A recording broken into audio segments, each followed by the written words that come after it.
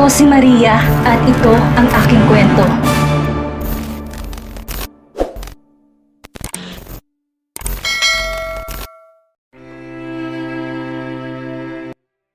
Mami, where do dads live? Inosenteng tanong ni Aki kay Alexandra. Magkahawak kamay ang mag-ina habang pakit sila sa kanilang suite.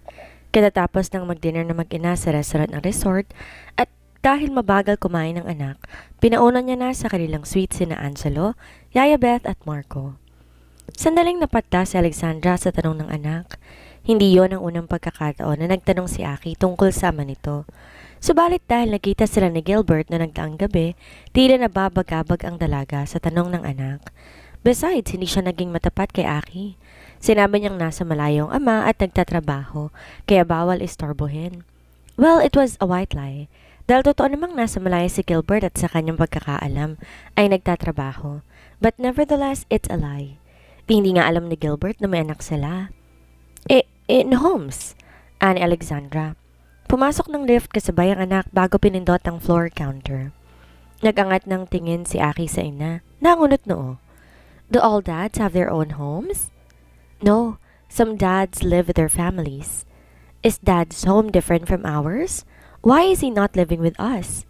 Kumurap si Alexandra, pilit na pinakalma ang sarili. Yun na ang pinakamahabang pag-uusap nila ni Aki tungkol sa ama nito. Her son is growing to handsome and intelligent young boy at natatakot siya na baka sa susunod, di niya na talaga masagot ang mga tanong nito. Because he's working. Diba I told you that before? Alanganing sagot ni Alexandra. Tumango si Aki.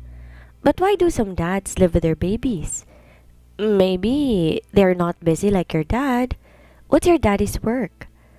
Patuloy na tanong ng anak. Nakatingala pa rin kay Alexandra. He has a business. A big business. Namilog ang mga mata ng bata. Like Tito Sebastian and Nono? Means grandpa. Ngumiti si Alexandra. Bahagyang ginulo ang buhok ng anak. Yes, Aki. Like Tito and Nono. When I'm bigger, I want to have big business too. And I also want to paint like you, Mommy. Lalo nang napangiti si Alexandra. Binuhat ang anak, masuyutong hinlikan sa pisngi. You can be anyone you want to be when you grow up, sweetheart. Ani Alexandra bago pinupog ng halik ang anak na siyang kinahagikik nito. Oh, her son's laughter ringing in her ears brings her pure joy. Nang bumukas ang lift, lumabas na silang mag-ina, dumiretso sa kanilang suite. Nabutan niya roon si Yaya Beth at Marco na nanood pa ng TV. Bumaling ang mga mata ni Alexandra sa nakapinid na pinto ng kwarto ni Angelo. Naikwento na ni Yaya Beth sa kanya na nagalit daw to nang di siya makauwi kagabi. Marahil kung may pagpipilian to, di talaga siguro sasama si Angelo sa kanya pauwi ng Pilipinas. Naiintindihan naman niya ang sentimiento ng kapatid. Sa mga susunod na araw, kakausapin niya ulit to para magkaliwanagan sila ng maigi. Di na nag-aksaya pa ng oras si Alexandra at tumuloy na silang mag-ina sa kanilang silid. Siya na rin na nag-asikaso sa anak bago tumatulog. Nang tabihan niya si Aki sa kama upang patulugin, ay muling nagtanong ang anak. Mommy, do all daddies visit their baby's birthday? Ani Aki sa ina, muling natigilan si Alexandra. Akala niya tapos na ang usapan nila ni Aki tungkol sa ama nito. Hindi pa pala. Well, yes. Some daddies are present during their kid's birthday. Ngumiti si Aki. Can daddy visit me on my birthday too? Can he sing a birthday song for me too just like what you saw earlier? Kumurap si Alexandra. Bumigat ang dibdib. Ngayon lang niya napagtanto na kaya ganun ang usapan nilang mag-ina dahil sa nakita ni Aki kanina sa restaurant. May isang batang nag-celebrate ng birthday kanina sa restaurant at ang mismong ama ng batang nagdala ng cake at kumanta ng birthday song sa anak nito. Something that is foreign to Aki because at 4 years old, di hindi pa nito nakikilalang ama nito. Mabilis na hinamig ni Alexandra ang sarili. Do you wish to see your dad on your birthday? Agad na tumango ang anak. Well, I'll ask him if he could come visit you. Who knows, he might bring a cake and sing a birthday song too. Agad na umaliwalas ang mukha ni Aki. Really, Mommy? You're the best! Anang anak bago sumiksik na yumakap kay Alexandra. Gumanti naman ang yakap si Alexandra sa anak.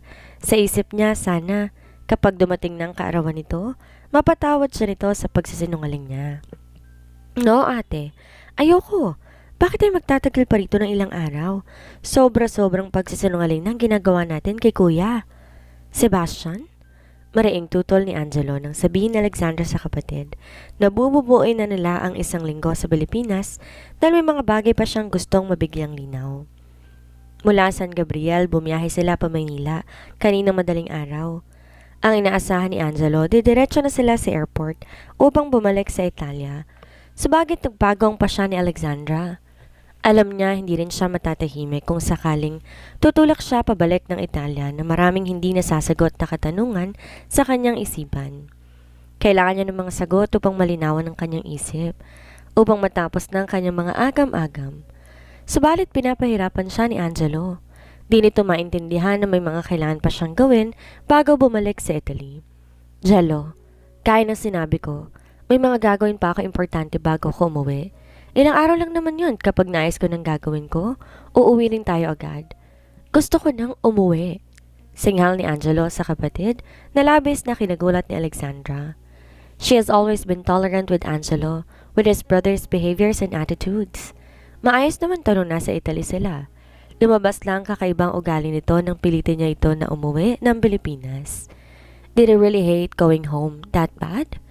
Subalit kahit na, di siya nito dapat pinagsasalitaan ng ganun. Palibasa ay nispoil ni Sebastian si Angelo sa maraming bagay na hindi niya nagawang pigilan noon. Well, it's time to teach Angelo a lesson. Fine. Gusto mong umuwi? Pagbibigyan kita. Uwi ka ngayon din na mag-isa via commercial plane. Itatawag ko kay Sandro na sunduin ka sa airport. Other than that, I won't offer you any help, Jello. You're on your own. Matigas na pahayag ni Alexandra. Si Angelo naman kumuyong ang mga kamay. Matalim na sumulyap sa kapatid bago kinuha ang bag nito at tumiretso patungo sa pinto ng bagong hotel suite na kanilang tinutuluyan. Bumaling si Alexandra kay Marco. Please, arrange everything, Marco. Pakisigurong makakawit siya na maayos pabalik sa Antonio Villa? Tumango si Marco at mabilis sinundan si Angelo. Ano pa ba kasing gagawin mo, Alexandra? Nag-away pa tuloy kayong magkapatid. Si Ayabeth na nasaksihan ng pagsasagutan ng mga alaga. Mabuti na lang kasalukuyang natutulog si Aki. Napagod marahil sa biyahe pa Maynila. Marahang nagbuga ng hininga si Alexandra, bumaling sa bintana. Kakausapin ko anak ni Attorney Smith, Yaya. May gusto lang ko linawin. Kung pinirmahan ba ni Gilbert ang annulment papers namin o hindi. Hinayon ng tingin ni Alexandra ang mataas na gate na nasa kanyang harapan. Pasado alauna ng hapon at tirik na tirik ang araw, subalit hindi yun alintanan ni Alexandra. Ang nasa isip niya mabigyang kasagutan ang mga bumabagabag sa kanya. Kanina pa niya natawagan si Mylene, ang bunsong anak ni Attorney Smith, na siyang kasakasama raw ng ina nito sa bahay ng mga magulang. Mabuti na lang may mga koneksyon na rin ngayon si Belle dahil kay Josh. Ito ang tumulong sa kanya upang matawagan si Mylene. Nagangat ng tingin si Alexandra kay Marco na siyang kasama niya sa pagpunta roon. Naihatid na nito si Angelo sa airport. Nagbayad din to ng kakilala upang masiguro na ligtas na makakarating si Angelo sa Italia. That's one less thing she needs to worry about. Now she must get down to business. Si Marco na ang pumindot sa doorbell. Naghintay sila ng ilang sandali bago bumukas ang single entry gate at inilawa ang bulto ng isang unipormadong katulong. Magandang araw po. Ano pong sadya nila? Anang katulong. Bahagyang initian ni Alexandra ang katulong. I'm Alexandra de Gia. Tumawag ako kay Mylene kanina. Inaasahan niya ang pagdating ko? Ani Alexandra. Tumango-tango ang katulong. Niluwagan ang pagkakabukas sa pinto ng gate. Kayo po pala yun, ma'am. Sige po, pasok po kayo. Binilin po ni Ma'am Mylene na papasukin kayo habang inaasikaso niya si Ma'am Clarita. Si Charita ang may bahay ng namayapang abogado ng pamilya ni Alexandra. Na makapasok ng tuluyan sa gate sin Alexandra at Marco, agad silang giniyan ng katulong patungo sa lanay. Mula roon nakikita niyang malawak na koleksyon ng orchids ni Clarita mula sa orchidarium. Some are still healthy, but some are already withering. Tanda na napabayaan na ang mga yon. Umupo si Alexandra sa coffee table na naroon, habang si Marco na may nanatiling nakatayo. Ilang metro lang layo mula sa kanya, pamaragkaroon daw sila ng privacy ni Mylene. Ilang minuto pa, Bumungad sa nakabukas sa French door patungo sa lanay si Mylene. Sa kamay nito isang white folder na manilaw-nilaw na ang kulay. Tipid ng umiti ang dalaga bago naglakad papalapit kay Alexandra. Sorry to keep you waiting. May violent episode kasi si Mommy kanina. Paliwanag ni Mylene. Biglang nahiya si Alexandra sa narinig.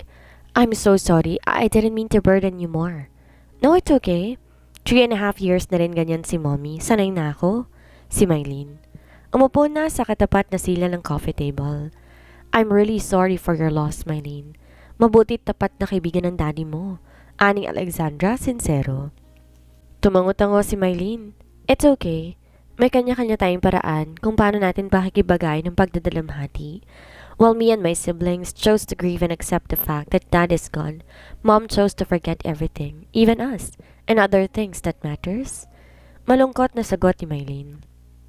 May demensya si Clarita ayon kay Mylene at naging alagain na mula nang mamatay si Attorney Smith. Mylene, I want you to know that if there's anything that I can help you with, huwag kang mahihiyang lumapit sa akin. Ani Alexandra?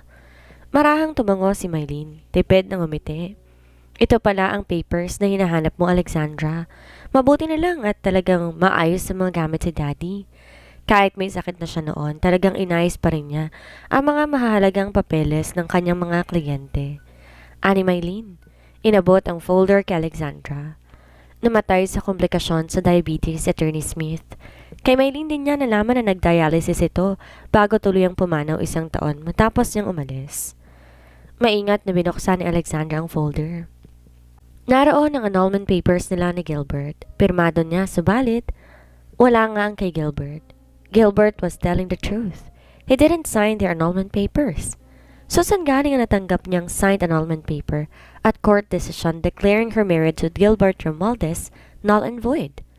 Pakiramdam ni Alexandra, tila siya binuhusan ng malamig na tubig. Sari-saring emosyon ang lumukob sa kanya ng mga oras na yon. Wala siyang maintindihan sa mga nangyayari. Nothing makes sense. Magtatanong pa sana siya kay Mylene, sabalit nag-angat siya ng tingin. Nasa may French door na si Clarita. Malaki ang inihulog ng katawan nito at tila walang emosyon ng mga matang nakatingin sa kanya. Napasingap si Mylene na makitang ina na iniwan lang nitong natutulog sa kwarto nito kanina. Mommy? Anang dalaga pabulong.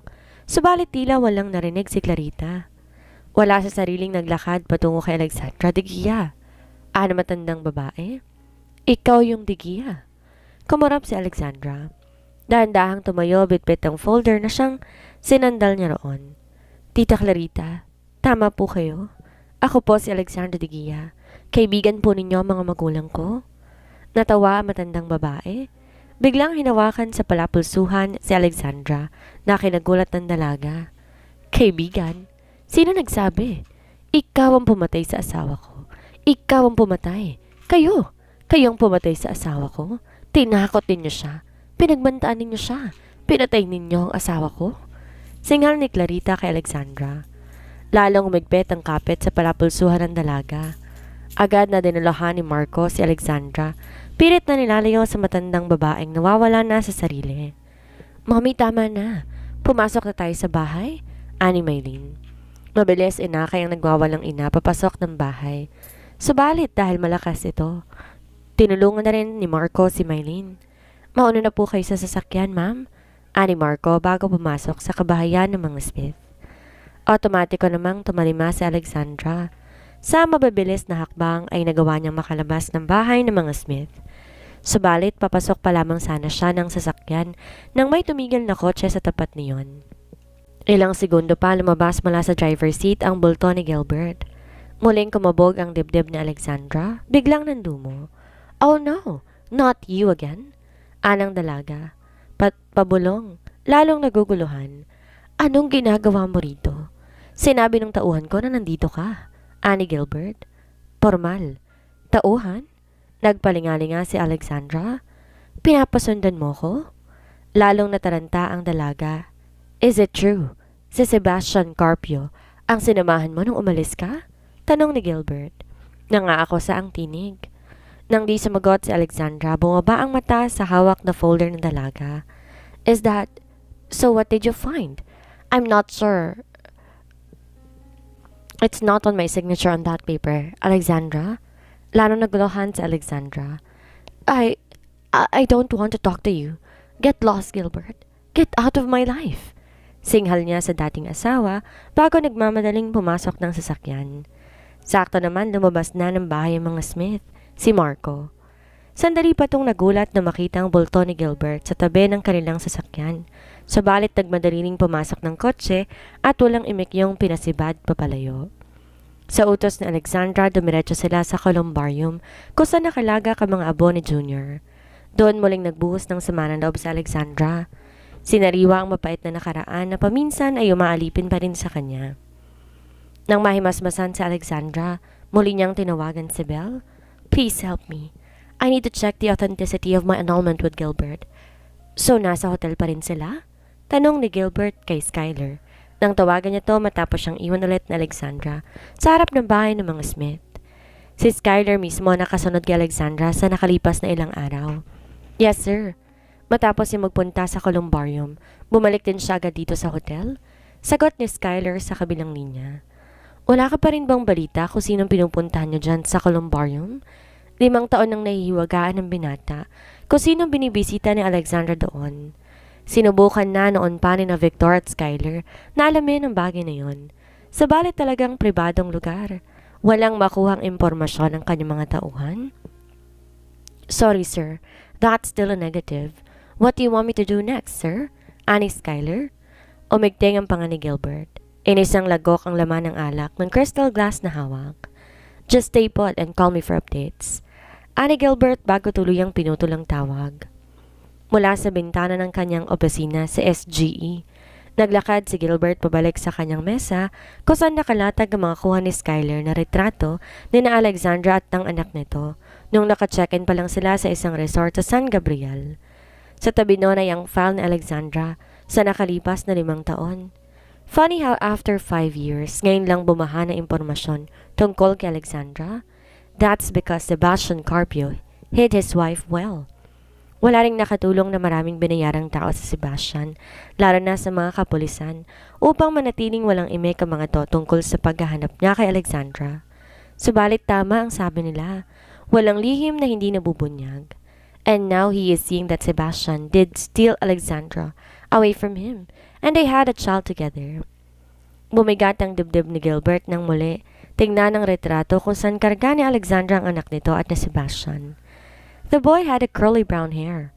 Di nga lang niya makita ng buo ang mukha nito, dahil bukod sa malayong shots, laging nakakubli ang kabuuan ng mukha ng bata sa mga retrato. Di niya tuloy matingnan kung sinong kamukha nito, kung si Alexandra ba or si Sebastian. Nanginig ang mga kamay ni Gilbert. Nilakob ng galit ang kanyang dibdib. How dare Sebastian touch his wife? How the shit dare he touch that what was and still his? Mabilis na nagsalin ng alak si Gilbert sa kanyang baso at muling inisang lagok ang laman niyon. He may be a small-time man now and already a minute forced to the business world because of his downfall 5 years ago. Subalit hindi niya mapapalampas ang ginawa ni Sebastian at handa siyang ubusin ang natitirang yaman, makaganti lang kay Sebastian Carpio. Nasa ganoong pag-iisip si Gilbert nang bigla'y bumukas ang pinto ng kanyang opisina at niluwa ang bulto ni Victor. Bumaba ang tingin ni Victor sa hawak na baso ng alak ng boss. Magkokomento sana siya sa ginagawa ng boss, subalit nagpigil siya. May mas importante siyang sasabihin kaysa sa pag-iinom nito, kahit na 3:00 pa lang ng hapon. What is it? Si Gilbert sa matigas na tinig. Inahanap po ni Mr. Rick Galado, sina Cynthia at Mr. Chavez. Hindi pa raw po sila nagsasubmit ng proposal gaya na napag-usapan ninyo noong nakaraang board meeting? Ani Victor. Gilbert scoffed. And why the heck do I need to care now? They could go both to hell and for all I care? Anong binata, gigil pa. Muling inubos ang laman na alak ng kanyang baso. Hindi daw po kasi makontak ang mga anak niya, si Mr. Chavez, sir. Ilang araw na rin daw po nag-aalala po ang mga bata. Roel Chavez is a father to 3 college girls and is a widower for 4 years now. Halos wala pang 1 taong namamatay ang asawa nito. Nakipagrelasyon na ito kay Cynthia. Since then, kontrolado na ni Cynthia ang bawat galaw ni Roel. Hindi ba nasa Hong Kong sila? Nirelay yun ang tauhan natin doon kay Skylar, di ba? Nagmamadaling tumango si Victor. Yes, sir. Pero sabi rin ng tauhan natin na hindi pa raw po umuwi ang dalawa mula kagabi. It seems that they have gone missing, sir. Napabuga ng hininga si Gilbert. Cynthia is rotten, and so is Ruel Tieves. Kung may pagpipilian lamang siya, I'd rather let things be. Those two have been such a pain in the ass since he went back to the PRC. Subalit hindi rin kaya ng kanyang konsensya na pabayaan na lamang ang tatlong anak ni Mr. Tieves. He had seen those girls now. They're good kids. Nagbuga ng hininga si Gilbert. Magpadala ka ng mas maraming tauhan sa Hong Kong. Tell them to look for Cynthia and Ruel. Kontakin mo rin si Mr. Ching. His connections will help us find him faster, added Gilbert. Ang Mr. Ching na tinutukoy nito ay retired police officer na kakilala niya. Agad na tumalima si Victor. Bumalik naman sa pagsasali ng alak sa basa si Gilbert. Will you pay or not? Anang isang lalaki kay Cynthia habang nakatali ang mga kamay ng babae sa likod ng isang kahoy na upuan. Nasa tabi nito si Ruel. Nakatali rin ng kamay at may basal na panyo ang bibig nito. Mula sa kasino, dinala sila ng mga lalaki doon. Pinipilit silang bayaran ng $250,000 na inutang nila ora-orada. Tauhan kasi ng loan shark na inutangan nila ang mga lalaki. Napilitang umutang ang dalawa dahil naubos nila ang baon nilang pera ng nagdaang gabi. Akala nila kasi mababawi pa nila ang mga naipatalo nila kaya lang sadya silang malas ng nagdaang gabi. Kanina bago sila damputin ng mga to, sinusugal na nila ni Ruel ang pinakahuling pera nila sa slot machines. Subalit hindi man lamang nila nalaman kung nanalo sila o hindi dahil bigla na lang silang hinila palayo ng dalawang lalaki. Umingo si Cynthia. How can I pay if you are keeping us here? Let us go and I will pay. Aniya, pigil ang inis. She doesn't have that much money left dahil sa sunod-sunod na kamalasan nila ni Ruel sa casino, but she will as well lie herself to death if that's your only way to escape. No one can do. You'll only escape. If you don't have money, then we better kill you. Banta ng lalaki. Naglabas ng baril at kinasa iyon. Tinutok sa kanilang dalawa ni Ruel. Nagpanik na si Ruel. Pilit na tumutol kahit nakabosal pa rin ang bibig. Mabilis na nag-isip si Cynthia. Don't kill us. We can pay. We're rich. We own BRC in the Philippines. Go ahead, look for it on the internet. We can pay you double if you'd like. Just let us go. Ani Cynthia. Nagkatinginan ang dalawang lalaki. Mabilis nilabas ang cellphone at tumipa doon. Board of Directors? Anong isa sa mga lalaki? Yes, that's us. We can pay double the amount we owe. Just let us go now. Si Cynthia ulit. Nagkatinginan ang dalawang lalaki bago kinalag ang pagkakatali ng dalawa. 1 week. Triple the amount or you're both dead.